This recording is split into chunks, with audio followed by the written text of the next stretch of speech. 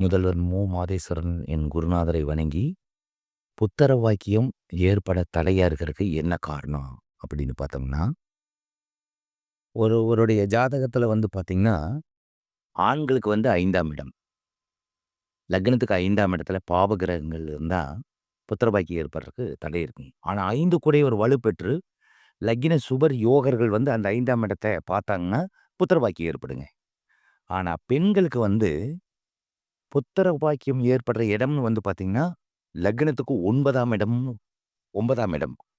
இந்த 9ஆம் இடத்துல ராகுவோ, கேதுவோ, அஷ்டமாதிபதியோ, விரையாதிபதியோ, 6 கூடை சத்துருபாவம் எடுக்கிறவரோ, தனித்த சந்திரனோ இருந்தாருன்னா, பெண்களுக்கு வந்து புத்திர பாக்கியம் ஏற்படுறத தடை பண்ணுவாருங்க.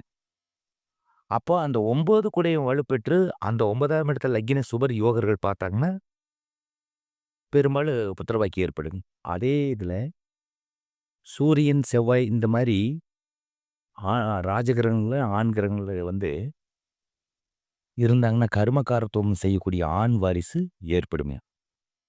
அப்ப இந்த ஆண் வாரிசு ஏற்பட்டுனா, நல்ல ராஜகிரகணமான பிளானட்ஸ் வந்து அங்க இருக்கணும்.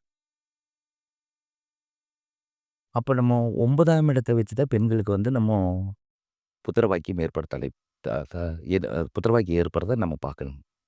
அப்ப இந்த பாவகிரகங்களாவே இருந்து, இல்ல அஷ்டமாதிபதி, விரையாதிபதி, 6 குடையவர் இருந்தாலும், இந்த புத்திர பாக்கியம் ஏற்படுறதுக்கு என்ன பண்ணணுங்கன்னா, திருக்கருக்காவூர் அப்படின்னு ஒரு ஊருங்க. அதாவது தஞ்சையிலிருந்து கும்பகோணம் போற வழியில பாபநாசத்துக்கு பக்கத்துலங்க.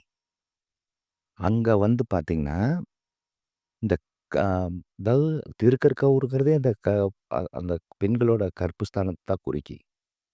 அப்ப அந்த கோயில்ல போய்ங்க ரூ. 5 சில்லற காச இங்கேருந்து போகும்போது முந்தானையில முடிஞ்சுட்டு போயி, கோலம் போட்டு அந்த ரூ. 5 காச எடுத்து அந்த குளத்துல வச்சுட்டுங்க, அங்க முறையான பூஜைகள் பண்ணிட்டு, நம்ம நெய் குடுப்பாங்க. அந்த நெய்ய எத்தன நாள் சாப்பிடணும்னு அவங்களே கோயில்ல சொல்லுவாங்க. அந்த நெய்ய சாப்பிட்டு வந்தோம்னா, புத்திர பாக்கியம் ஏற்படும்.